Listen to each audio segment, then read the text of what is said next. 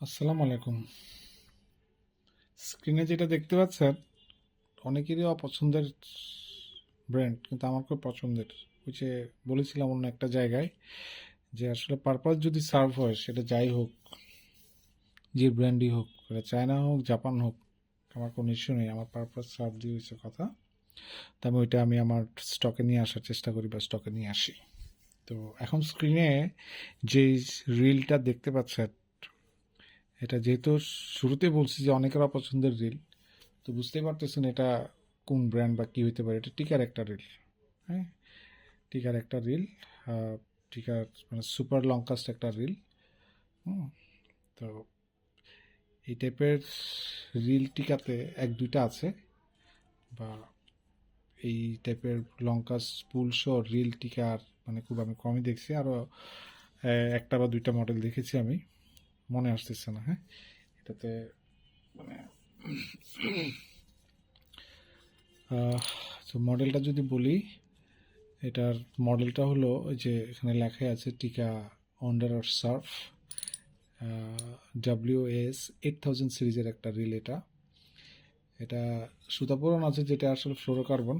এটা আমি বড় লেক দিঘি বা ওই টাইপের হলে নদীতে নেই না আমি, কারণ ওই যে বললাম, নদী যদি একবার নিয়ে দৌড় দিয়ে চলে যায়, আমার একটা কথা আছে না, আমাদের মানে চলতি একটা কথা আছে, আমও গেল ছালও গেল। তো আমার ছিপও যাবে, আমার রিলও যাবে।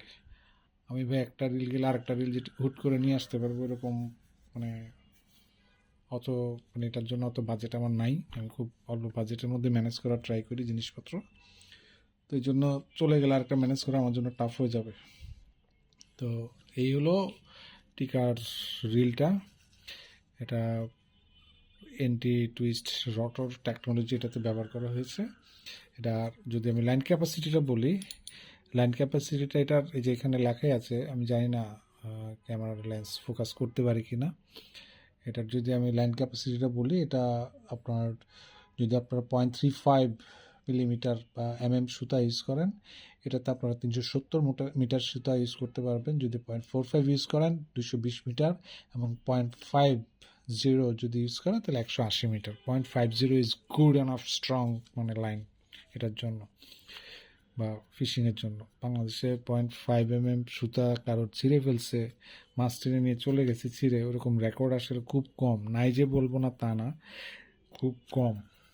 তো রিলটার আমি তো এখনও এটার হ্যান্ডেলটাই লক করিনি। তো হ্যান্ডেলটা একটা স্ক্রুইন হ্যান্ডেল।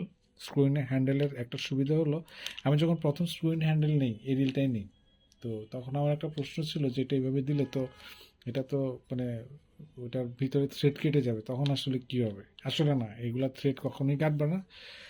স্ক্রিন হ্যান্ডেলের সুবিধা হলো এই রিল যখন আপনি যতক্ষণই চালান বা ইউজ করেন, ইউজ করতে থাকেন, স্ক্রিন হ্যান্ডেল কখনোই লুজ হবে না। হ্যাঁ, অনেক সময় হয় কি, আমাদের যে মানে সাইড স্ক্রু যে হ্যান্ডেলগুলো থাকে, এই পাশের নবটা যদি লুজ হয়ে যায়, এই হ্যান্ডেল অনেক সময় মানে ঢিলা হয়ে যায়।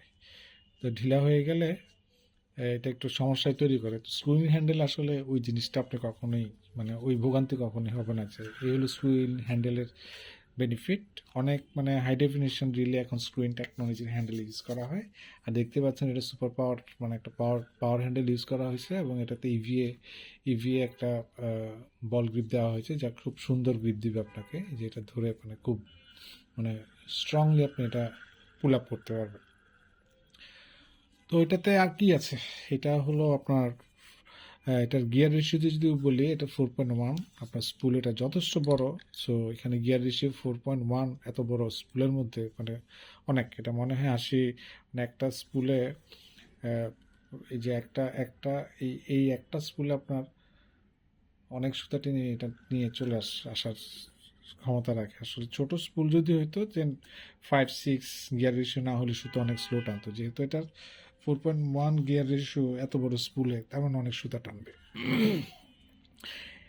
আহ, এটা এই 9 বল বেয়ারিংয়ের একটা রিল।